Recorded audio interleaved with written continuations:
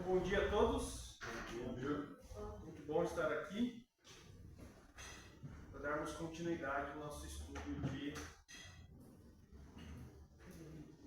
de Colossenses, né? Então, dando continuidade no nosso olhar macro da situação, da carta, dos acontecimentos, né?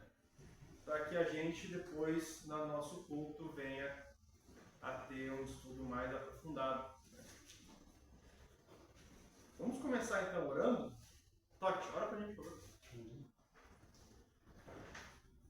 Senhor Deus e Pai, damos graças a Deus por essa oportunidade de estarmos aqui. Obrigado pela vida de cada um, Senhor. Obrigado pela tua misericórdia, graças renovadas em mais esse dia, Pai. Pedimos, Deus, que nesse momento o nosso coração possa ser preparado pelo teu Espírito, para que possamos receber a palavra, Senhor Deus, e também pedir força para poder praticá-la em nossas vidas, Pai. Abençoa esse tempo, Senhor Deus, abençoa aqueles irmãos que não puderam vir ou que estão a caminho, e também pedimos, Deus, pela saúde de cada um. Sabemos que tem uma epidemia de dengue na cidade, Senhor. Nós cremos que o seu poder é superior a tudo, Senhor Deus, e o Senhor pode curar esses nossos irmãos, Pai. Todos aqueles que estão sofrendo nesse momento, Pai. Sei com Daniel nesse momento, Pai, que a tua palavra, Senhor Deus, seja falada com sabedoria, Deus, e que nossos corações estejam aptos para receber.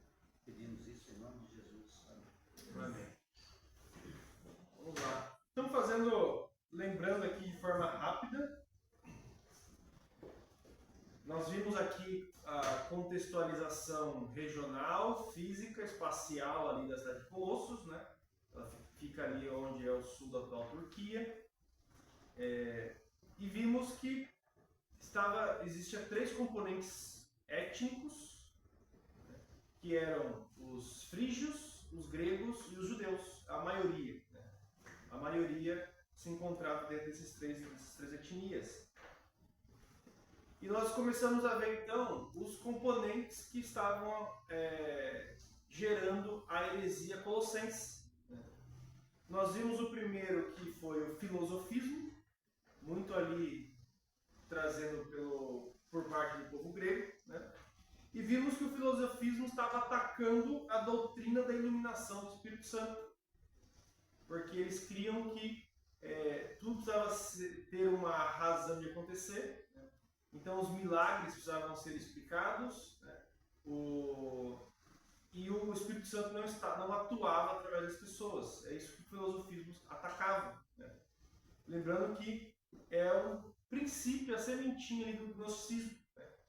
Que trazia que Deus trazia como base que Jesus não é Deus, que Jesus não estava aqui em espírito, que era mais uma pessoa aqui.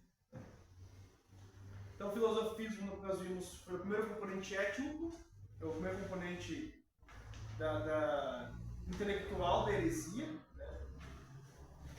O segundo componente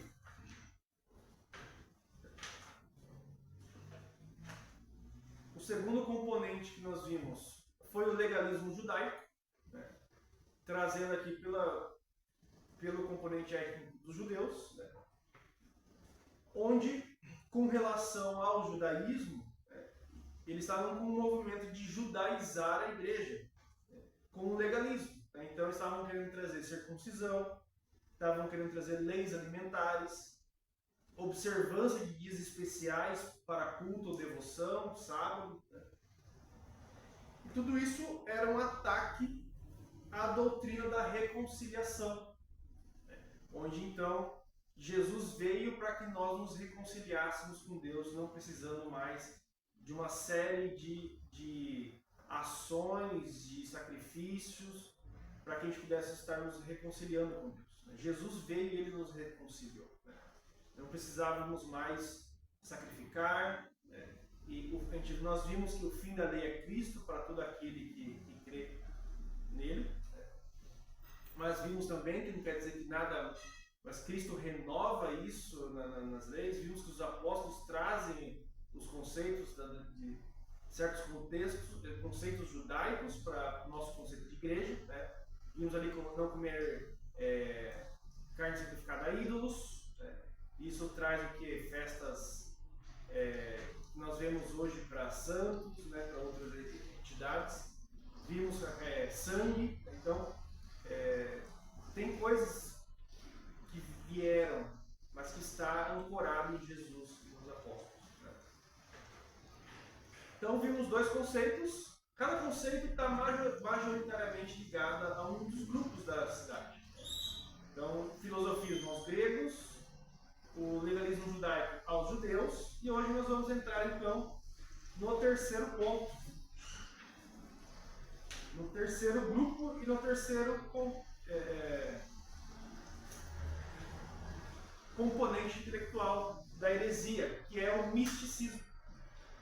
O misticismo muito ligado majoritariamente aos frígios, que eram também da região. Era um povo muito místico. Vamos abrir lá Colossenses 2,18.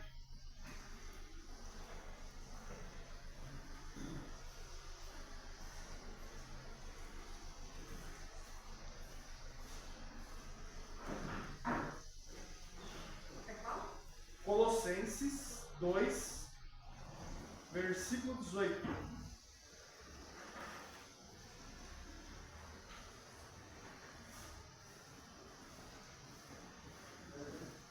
Noemi, por favor. Não deixe que ninguém se faça de árvore para desqualificar vocês, com pretexto de humildade e culto de anjos, baseando-se em visões, estando cheio de orgulho sem motivo algum, na sua mente carnal. Então aqui Paulo traz uma outra coisa que estava acontecendo em Colossenses. Né? E está aqui relacionado ao misticismo. Né? O misticismo aqui ele é representado pelo culto aos anjos. E aqui ainda como uma semente do gnosticismo e suas crenças de emanações. Uma das coisas que o misticismo traz é a crença na emanação. Quem sabe o que é emanação? Alguma coisa da alma, né? Mas não sei explicar. Emanação? Emanação.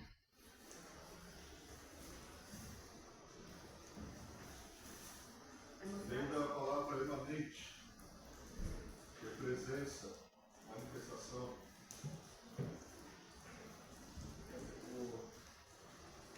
O universitário respondeu. Mas é isso, né? Se a gente olhar aqui no dicionário, né, emanação é desagregação das partes voláteis de certos corpos. O que isso quer dizer? Que a gente vê muito. É um processo segundo o qual seres múltiplos procedem de um primeiro. Os seres emanados são menos puros, menos perfeitos, menos divinos. Né? Então eles trazem o conceito de que a partir de um se criou outros menos perfeitos do que aquele primeiro. É um conceito filosófico, né? Segundo o qual tudo no mundo, incluindo almas humanas e mente, ela surge, ela emana através de um ser único. Olhando aqui também, complementando, emanacionismo, né? É uma ideia de cosmologia ou cosmogonomia em diferentes formas, né? Caracteriza certos sistemas religiosos, né? Como o neoplatonismo, cabala, sufismo, gnosticismo. Né? E emanar significa fluir, né? Então, trazendo aqui esse contexto que através de um se criou outros corpos menos advindo da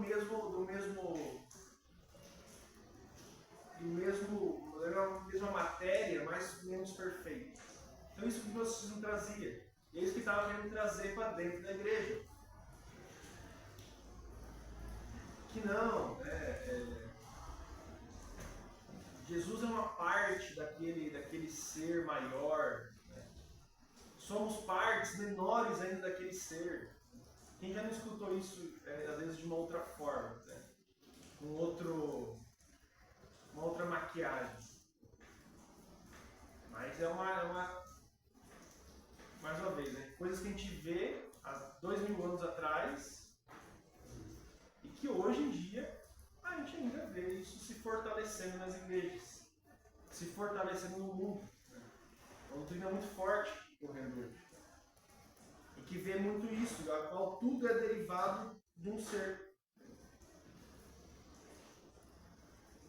E essa crença, ela leva a ver o emanismo como um fundamento histórico do panteísmo. Quem sabe o que é panteísmo? Vou te dar uns minutos, aí é aniversário aí.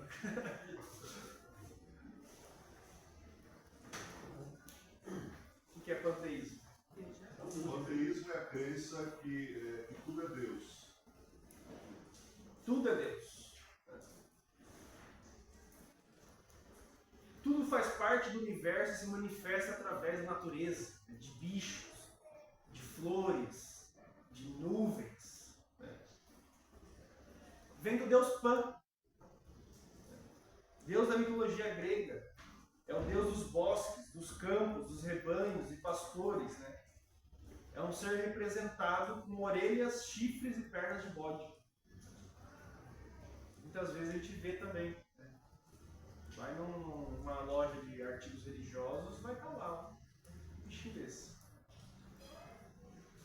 Em desenhos, pega o desenho do Hércules antigo, estava lá um bichinho desse voando. Então é também uma ideologia filosófica de que Deus e todo o universo são uma única e mesma coisa e que Deus não existe como espírito. Mas ele, lá eu vi o cervo no bosque, Deus está me mostrando, não, mas eu vi uma flor, a flor morreu, isso aqui é um sinal de Deus, que esse ano não vai ser bom, Quem já não viu esse tipo de coisa, Vê um sinal na natureza, acha que não, Deus se manifestando através da natureza. Então isso era o panteísmo. E a emanação, ele traz esse fundamento histórico desse panteísmo. Que a natureza falava, Deus se manifestava através da natureza. Quantas vezes a gente vê isso? Eu vi, a lua está vermelha hoje, É um sinal, vai acontecer alguma coisa.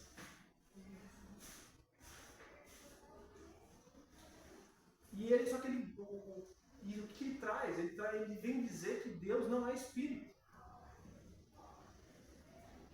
Quem lembra um versículo que contradiz isso? Bíblia. Lá em João, Deus é espírito. Importa que seus adoradores adorem espírito e em verdade. Então ele vem dizer que Deus não é espírito. Então tudo aquilo que a gente vê, o Espírito de Deus pairava sobre as águas. Ele vem falar que Deus não é espírito, ele é tudo. Tudo é Deus. Eu, você, esse banco, o isopor. Então vemos então em Colossenses a severa condenação de Paulo dessa prática. Ele está severamente condenando isso. Juntamente com a exaltação da pessoa e obra de Cristo. É isso que ele vem trazer para confrontar isso. E isso comprova que a heresia colossense dava lugar indevido a esses seres espirituais na devoção religiosa. Lembrando que no judaísmo, eles criam em anjos como um papel mediatório. Só que sendo característica de obras pseudopigráficas. Olha que palavra bonita para ser o nome do filho. O que é pseudopigráficas, Universitário. Pseudo é falso e epigráfico é escrita. Uma escrita falsa. Aquilo que vem de falsas escrituras, falsas autorias, dado um título falso, como a gente vê em livros apócrifos, livros que eles usavam que não fazia parte, que nem Jesus não usou esses livros, e não fazia parte do Antigo Testamento fechado, como a gente vê livros de Enoque, Testamento dos 12 Patriarcas, Macabeus, eles usavam tinha um componente judaico usando desses livros e que esses livros traziam, então, anjos como esses papéis mediatórios, como mediadores. Isso vai de encontro. Tem uma diferença, né? Às vezes as pessoas falam, vai ao encontro de encontro, né? Tem diferença. De encontro, choca. Ao encontro, vai junto. Mas isso vai de encontro, choca, porque Jesus é o nosso único mediador. É o único caminho à vida. E na visão eles estavam trazendo outros mediadores. Vamos orar para fulano de tal vai interceder por nós. O anjo, né? Vamos orar para o nosso anjo da guarda, ele vai interceder por nós. Mediadores. Vamos voltar lá, Colossenses 2, vamos ver do 16 ao 19. Letícia leu 16, Rafa 17, Elia 18, Rebeca 19. Portanto, Colossenses 2, versículo 16 ao 19, nós vamos ler.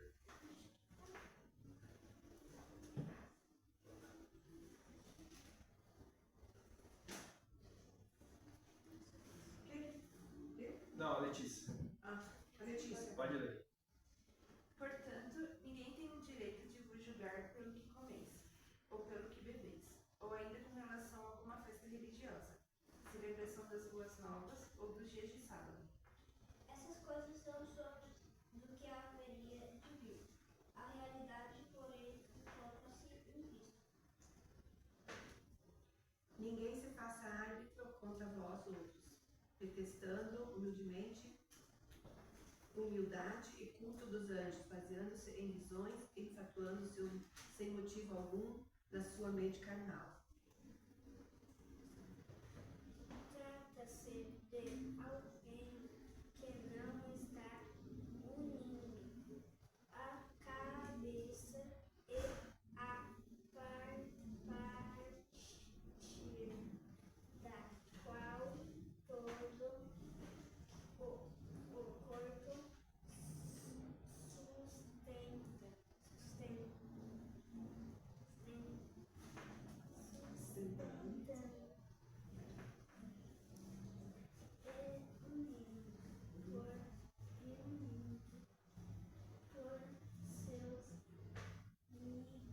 seus ligamentos juntas, efetua o crescimento dado por Deus. Então, Paulo lida aqui com uma tendência mística ligada a normas judaicas e a culto a anjos. Né? Nós vemos aqui, né? Vemos 16. Ninguém vos julgue por causa de comida ou bebida, ou dia de festa, ou lua nova, ou sábados. Não sei como é que outras denominações enxergam o sábado aqui, né? Mas está claramente falando, Paulo está falando isso. Né? Não vos julgue por causa de comida, bebida, ou dia de festa, ou sábados, porque tudo isso tem sido sombra das coisas que haviam de vir. Porém, o corpo é de Cristo. Então, uma atenção indevida na literatura judaica com tendência a livros apócrifos, Paulo vem aqui rebatendo isso. Isso chegou a tal extremo que aqueles que não se conformavam às normas hereges e sua adoração a anjos eram rejeitados como criaturas inferiores dentro da igreja. Você não crê nisso aqui, então você é mais baixo, você não faz parte aqui do corpo principal. Eram desprezados e depreciados, né? A palavra aqui do grego, não sou letrado, e nem tenho já fluência em grego, né? Então desculpa o pronunciamento, mas katabrabeuo, que vem de catar para baixo, de acordo com, né? E atuar como árbitro, brabeuo, né? Que é propriamente um juiz, um árbitro, tomando uma decisão errada. privando alguém de seu legítimo prêmio. Essa palavra aqui que a gente vê no versículo 18. É isso que Paulo está falando, ó, vocês estão privando outras pessoas, julgando elas e privando elas por isso. Por quê? Para quem não cultua anjos, né? Quem não vem fazendo e exercendo essas coisas. Mas Paulo traz que Cristo é superior ao misticismo, porque apenas ele oferece verdadeira espiritualidade. E a gente vê aqui ele trazendo isso no versículo 19. Né? E não retendo a cabeça, na qual todo o corpo, suprido e bem vinculado por suas juntas e ligamentos, cresce o crescimento que procede de Deus. Então ele está falando aqui do corpo, né? E que não estavam ligados à cabeça. Cristo é a cabeça do corpo. A igreja é o corpo. Cristo é a cabeça. Nós membros, somos o corpo. Ele está falando aqui que os membros não estavam ligados a Cristo. Os membros não estavam ligados à cabeça. O corpo deve ser governado pela cabeça. E os crentes que retêm a cabeça, Cristo, resultam em ação espontânea em cooperação com os membros do corpo de Cristo. Ou seja, os membros que estão ligados à cabeça, eles estão em ação e cooperação com o resto do corpo. O corpo, a cabeça é um elemento aqui, né? O corpo tem vários membros. O corpo não sobrevive se os braços e as pernas não se mexerem. A não ser que alguém venha lá, tem que ficar lá dando comida. O corpo não sobrevive, se o estômago não funcionar, ninguém come, não trabalha. É engraçado que por muito tempo a gente escutou, né? Mas tem um órgão aqui que é inútil. Deus não fez nada inútil. Cada componente tem a sua funcionalidade. E o crente justificado precisa praticar a justiça como servo no corpo de Cristo, com consagração ao Senhor. Vamos abrir lá, Romanos 12.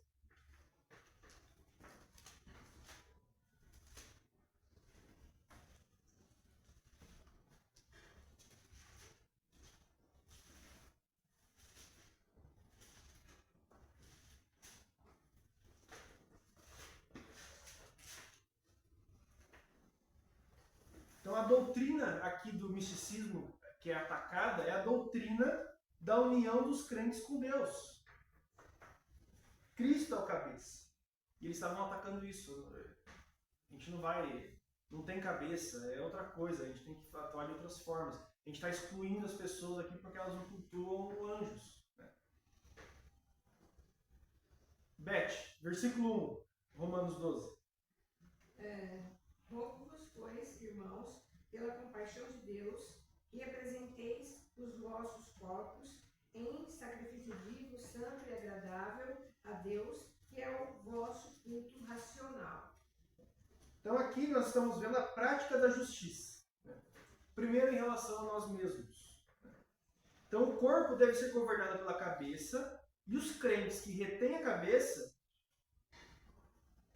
Perdão. O crente justificado precisa praticar a justiça como servo, com consagração ao Senhor. Então, o primeiro ponto que a gente vê aqui, como sacrifício vivo, de forma racional, pegando a Bíblia, lendo, é isso que está falando, estudando, não um salto no escuro. Não, mas está aqui, né? Eu não vou... O que vamos pregar hoje? Ele pega... Neemias 11, 6, né? Todos os filhos de Pérez que habitaram em Jerusalém foram 460. Vamos, ele começa. Não é um salto no escuro, mas é lendo, é racional, é lendo, estudando, pegando a Bíblia. Né? Versículo 2, Eudes. Não se amoldem ao padrão deste mundo, mas transformem-se pela renovação da sua mente, para que sejam capazes de experimentar e comprovar a boa, agradável e perfeita vontade de Deus. Então, o crente justificado, ele precisa praticar como servo do corpo. Então, segundo ponto que Paulo traz. O que o crente faz? Como é que ele pratica isso? Com consagração. Ele evita contaminar-se. Com o quê? Com uma mente renovada. Recebendo a vontade de Deus. Eva, lê do 3 ao 8, por favor. Por isso, pela graça que me foi dada, digo a todos vocês: ninguém tenha de si mesmo um conceito mais elevado do que deve ter. Mas, ao contrário, tenha um conceito equilibrado, de acordo com a medida da fé que Deus lhe concedeu. Pode ler até o 8. Assim como cada um de nós tem um corpo com muitos membros, e esses membros não excedem todos a mesma função. Assim também em Cristo nós, que somos muitos, formamos um corpo, e cada membro está ligado a todos os membros. Temos diferentes dons, de acordo com a graça que nos foi dada. Se alguém tem o dom de profetizar, use-o na proporção da sua fé. Se o seu dom é servir, sirva, se é de ensinar, ensine. Se é de dar ânimo, que assim faça. E se é contribuir, que contribua generosamente. E exerce a liderança, que exerça com zelo. Se é mostrar misericórdia, que o faça com alegria, o amor. Então aqui, o serviço do crente. O crente justificado pratica a justiça como servo do corpo. Como? Sendo humilde de acordo com o dom recebido de Deus. Aqui está a lista de dons. E aqui está falando da prática da justiça em relação à igreja. Vimos aqui de 1 a 2 em relação a nós mesmos, agora em relação à igreja. E ele fala isso. O corpo trabalha em unidade de vários componentes se unindo num só.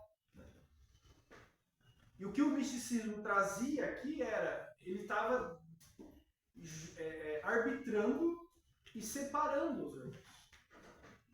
E Paulo fala que não, a gente é um corpo só. Primeiro, vocês não estão sob a liderança de Cristo, sob a liderança da cabeça. E vocês estão separados, cada um acha que consegue funcionar apenas pela sua própria função.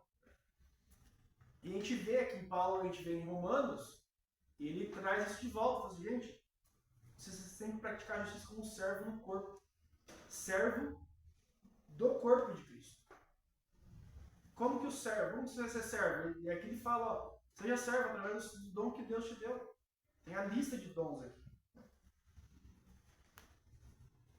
Inclusive, é um dos únicos textos que traz a lista de dons. Quando a gente vê lá em 1 Coríntios 12, 1, lá fala dons espirituais, mas lá não existe a palavra carisma, que é a palavra dom. Lá está falando de manifestação espiritual.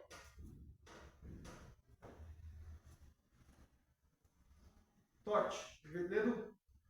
Não, eu ia fazer um comentário que a tendência mesmo do ser humano é, por exemplo, tirando a cabeça que é Cristo, você vai como que é. A tendência do ser humano é ir por ele mesmo, ou então ele justifica por aqui e por ali, e não escapa daquilo que ele quer no fundo. Então a gente tem que tomar cuidado com isso. A diferença é que a gente vai dar uma volta e vai chegar lá, não é o que quer. A diferença é que o caminho vai ser difícil. Mas o ponto é isso, né? Porque a igreja funciona com a união de cada dom. Ah, sim. Ninguém tem todos os dons. Mas voltado também para todo mundo trabalhando como servo de Cristo, né? Servo da cabeça. Né? O corpo trabalha em função da cabeça que manda. Né? Então, se nós colocarmos isso no nosso viver, Cristo nos gerenciando a nossa vida, é isso que Paulo fala que quer que a gente faça. Esqueça culto a anjos, toda essa baboseira que vocês estão vendo, gente. Já foi ensinado, Epáfras já falou. Então eu ressalto aqui, vocês precisam do quê? De uma assinatura de alguém maior? É isso que eu estou falando para vocês. Esqueça culto aos anjos, esqueça o legalismo judaico, esqueça a filosofia grega, não se deixem enredar por isso. Que 2000 anos atrás e hoje a gente vê isso na igreja. Hoje a gente vê gente achando que Deus não é Espírito, que o Espírito Santo não trabalha através da gente, que nós precisamos cumprir determinados legalismos judaicos, que Cristo já tirou isso da gente. Ele já cumpriu, ele falou, isso aqui vocês não façam mais. Que os apóstolos falaram lá, não, gente, não precisa mais fazer circuncisão.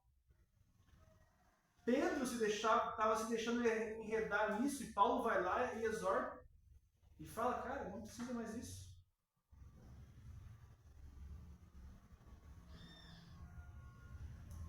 Tote, do 9 ao 21. O amor seja sem hipocrisia. Detestai o mal, pegando-vos ao bem. Amai-vos cordialmente uns aos outros com amor fraternal, preferindo-vos em honra uns aos outros. No zelo não sejais remissos, e sedes fervorosos de espírito, servindo ao Senhor. Regozijai-vos na esperança, sede pacientes na tribulação, na oração perseverantes. Compartilhai as necessidades dos santos, praticai a hospitalidade, abençoai o que vos perseguem, abençoai e não amaldiçoeis. Alegrai-vos com os que se alegram e chorai com os que choram. Tende o mesmo sentimento uns para com os outros, em lugar de seres orgulhosos, condescendei com o que é humilde. Não sejais sábios aos próprios olhos. Não torneis a ninguém mal por mal. Esforçai-vos por fazer o bem perante todos os homens. Se possível, quando depender de vós, tende paz com todos os homens. Não vos vingueis a vós mesmos, amados, mas dai lugar à ira, porque está escrito: a mim me pertence a vingança, eu é que retribuirei, diz o Senhor. Pelo contrário, se o teu inimigo tiver fome, dá-lhe de comer. Se tiver sede, dá-lhe de beber. Porque fazendo isso, amontoará brasas vivas sobre a sua cabeça. Não te deixes vencer do mal, mas vence o mal com o bem. Então aqui Paulo está falando que como que o crente pratica a justiça. Então, como sendo servo do corpo, ele faz o quê? Aqui está a relação que ele faz com relação à sociedade. Então, a gente viu do 1 ao 2 com relação a nós mesmos, com relação à igreja, com relação agora à sociedade. E é essas instruções que Paulo traz que o corpo está trabalhando. Então, primeiro, você tem um dom, pratique o seu dom. Não não faça isso com orgulho, faça isso com humildade. Depois ele fala aqui, olhe para o seu irmão com amor fraternal. Então, no zelo, não seja remisso, seja fervoroso em espírito, servindo ao Senhor, regozije-se na esperança, seja paciente na tribulação, coloque em Cristo o seu problema, seja paciente.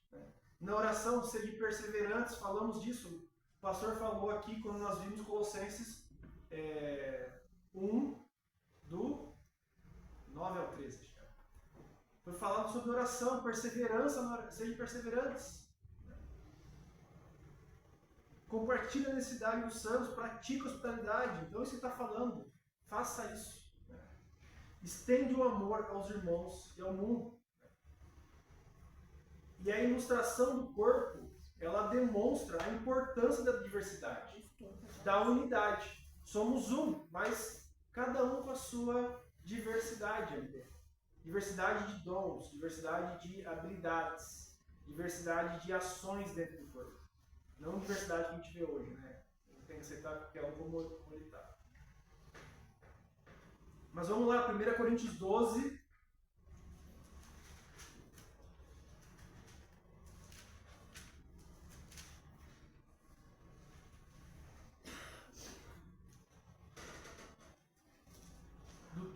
o 14.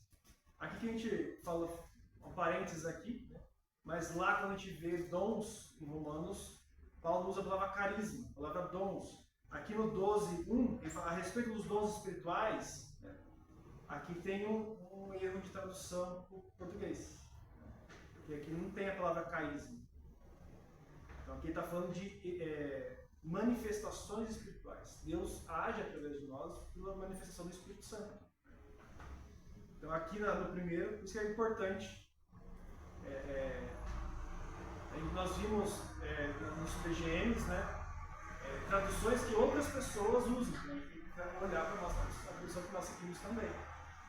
Mas vamos lá, 12:12. Do 12 ao 14. Pastor, lê para a gente, por favor. 12 ao 14? Do 12 ao 14.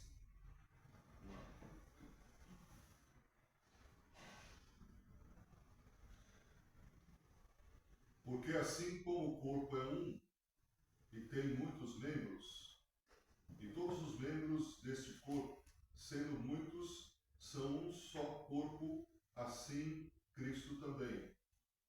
Pois todos nós fomos batizados em um Espírito, formando um corpo, quer judeus, quer gregos, quer servos, quer livres, e todos temos bebido de um Espírito. Porque também o corpo não é um só membro, mas muitos. Pode ler até o 18. Até o 18? Pode. Se o pé disser, porque não sou mão, não sou do corpo, não será por isso do corpo? E se a orelha disser, porque não sou olho, não sou do corpo, não será por isso do corpo? Se todo o corpo fosse olho, onde estaria o ouvido? Se todo fosse ouvido, onde estaria o olfato? Mas agora Deus colocou os membros do corpo, cada um como quis. Lê o 27 também.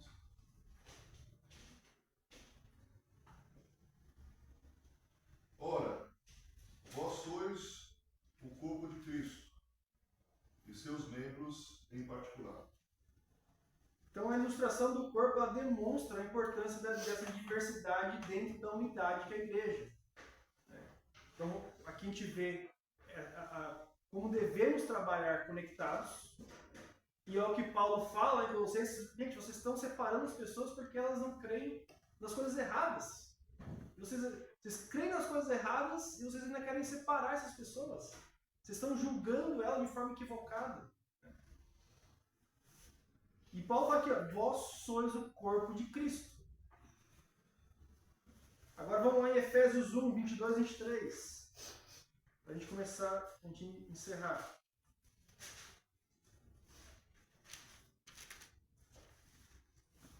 Noemi, lê pra gente.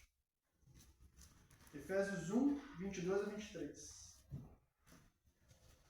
E sujeitou todas as coisas debaixo dos pés de Cristo, e para ser o cabeça sobre todas as coisas, o deu à igreja, a qual é o seu corpo, a plenitude daquele que a tudo enche em todas as coisas. E aqui ele fala o principal. Vocês têm que trabalhar como um corpo. Mas o corpo, vocês têm que ter Cristo como cabeça do corpo. E não uma pessoa, não ídolos, né? Mas Cristo. E Paulo fala aqui, ó, ele colocou todas as coisas de baixo para ele ser o cabeça. Então é isso que o corpo tem que fazer. Primeira coisa, colocar Cristo como cabeça. É o que o misticismo vinha fazendo. Ele vinha tirando Cristo do lugar de direção. Deus é tudo, né? Então, se eu ver aqui uma nuvem em forma de S, quer dizer sim, vou fazer. Ou não, nós não somos, né? Nós somos Deus também, nós somos parte de uma forma menor e tal. Não temos que cultuar os anjos são os mediadores.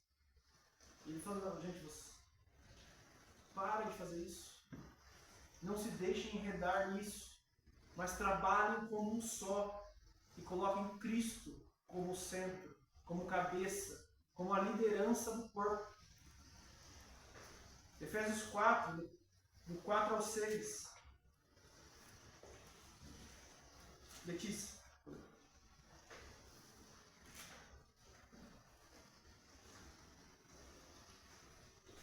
É 4 no 4, 6. Isso. Há um só corpo e um só espírito. Da mesma forma que a esperança para a qual fostes chamados é uma só. Há um só Senhor, uma só fé, um só batismo. Um só Deus e Pai de todos, que é sobre todos, por meio de todos e em todos. Então, há um corpo e um espírito. E espírito que a gente vê maiúsculo. Como também fosse chamados, há um só Senhor, há uma só fé, um Deus e Pai de todos. E é isso que ele traz, Paulo coloca, quando ele está falando lá atrás, gente, não existe mediador, é um só Deus e Pai de todos. Ele está trazendo a união da igreja, colocando como base o Deus triuno, Pai, Filho e Espírito Santo. Quando a gente vindo para a igreja, né? Tinha um carro estacionado e tinha uma santa, aquela santa aparecida, né? Bem grande assim atrás do carro e falando assim, me encubra. Aí eu falei, nossa, que esquisito, né? Tipo, imagem, né? Me cubra. Deus com manto. me cubra. É estranho, né? Idolatria. Idolatria, tudo que a gente está vendo aqui. É. Todo o componente do gnosticismo está. Nossa, que esquisito. Tá, a Seja gente que a gente vê- não quer mais nem falar. Fisicamente, formas físicas, né? É. Esses componentes do gnosticismo a gente vemos em formas físicas, né? Pessoas adorando, tirando o Cristo do centro. É o que a gente está vendo aqui. Mas, coitado. Paulo fala um corpo atrelado, porque só tem um Espírito, só tem um Deus e Pai, e só tem um Senhor. Ele está falando aqui do Pai, Filho e Espírito Santo. Ele está falando que o corpo está atrelado a um Deus triuno. E 5 do 29 ao 30. Eu leio aqui para a gente encerrar. 5 do 29 Efésio mesmo. ao 30. Hã? Efésio mesmo. Efésios mesmo. Ah, Efésios, né? É. Ah, peraí, Efésios qual? 5, 29 ao 30.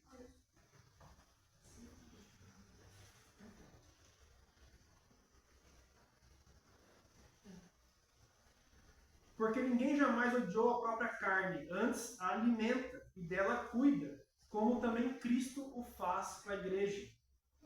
Porque somos membros do seu corpo. Eis porque deixará o homem a seu pai, sua mãe, e se unirá a sua mulher, e se tornarão os dois uma só carne. Grande é este mistério, mas eu me refiro a Cristo e à igreja. Não obstante vós, cada um por si também, ame a própria esposa como a si mesmo, e a esposa respeite ao marido. Paulo está usando a ilustração do casamento e a ilustração da igreja. Está juntando os dois aqui. Casamentos com compromisso abnegados como Cristo e a igreja. É isso que ele está trazendo aqui. E é isso que a gente vai juntando aqui. Romanos, vimos Efésios. Romanos falando da nossa prática como corpo, como um corpo só, como nós devemos praticar, né? Como sacrifício, evitando contaminar-se. Né? Devemos fazer isso com consagração ao Senhor. E nós vemos aqui que o corpo precisa estar atrelado à cabeça. É isso que o misticismo estava atacando. Ele atacava essa união dos crentes com Deus. Estava desunindo, tirando do caminho, fazendo com que cresçam em outras coisas, usando outros mediadores que não existem. A gente vê, Jesus é o caminho, a verdade e a vida. Então, com isso, nós fechamos o terceiro ponto, misticismo. Vemos que está majoritariamente ligados ao um outro componente majoritário étnico, que eram os frígios. Né? E esse é um dos pontos que Paulo está olhando aqui quando ele manda a carta. Né? Ele olha para o legalismo, olha para o misticismo, né? Olha para o filosofismo, tudo isso desvinculando. E isso, gente, é mais atual do que nunca. Isso está mais atual no nosso dia a dia do que nunca. E isso vem de forma sutil. E muitas vezes querendo usar a Bíblia para te mostrar, mas usando de forma errada. Né? Ó, mas tá aqui, ó. Sábado, tem que usar o sábado, tá? Tudo bem, mas... Tá usando a Bíblia, ó, tô usando a Bíblia. Já falou usar a Bíblia? Tô usando a Bíblia. Tá? Tudo bem, mas você tá de forma sutil querendo me enredar. Porque olha só aqui, que Jesus veio para fundar isso. Ah, carne de porco. Olha só aqui. Né? Então, cuidado. É isso que Paulo vem tentando olhar. Cuidado com essas coisas. Existem igrejas evangélicas que é a igreja do anjo Gabriel. Que olha, né, usa o anjo Gabriel como fonte de fé da igreja. Cuidado.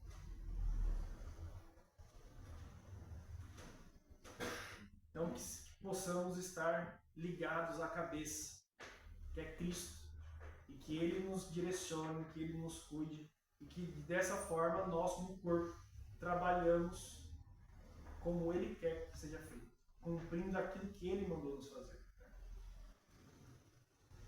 Estamos começando ali, quem viu aqui, o muro está pintado, começando a ser pintado.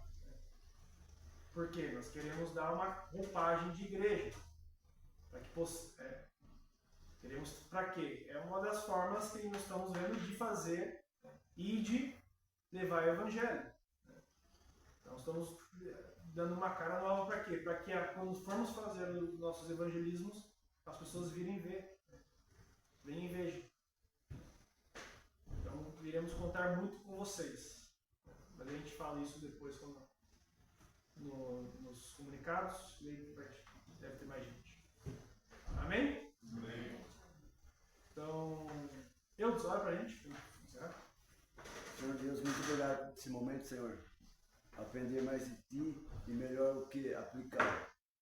Sabemos que Sua palavra é eficaz, serve para o nosso discernimento, para conhecimento e estruturar a família também, Senhor. Que só o Senhor é digno, só o Senhor que salva. E muito obrigado por estar nesse momento aqui. Vamos cada dia mais. A meta nossa é glorificar o Senhor e cada dia mais te conhecê-lo. Obrigado pela palavra, que teremos o culto, Senhor, que nossas mentes se abrem para estar aprendendo mais de Ti, Senhor, e mais aplicar. E tentar resgatar pessoas, Senhor, que não te conhecem ainda. Que sabemos, sem o Senhor, não conseguimos nada, nossa salvação. Por isso que eu oro em nome do Senhor Jesus. Amém. Amém. Vamos com a nossa pausa. Eu passei bastante tempo. Tudo bom, Daniel? Deu para afinar que vai rolar. Tudo bem.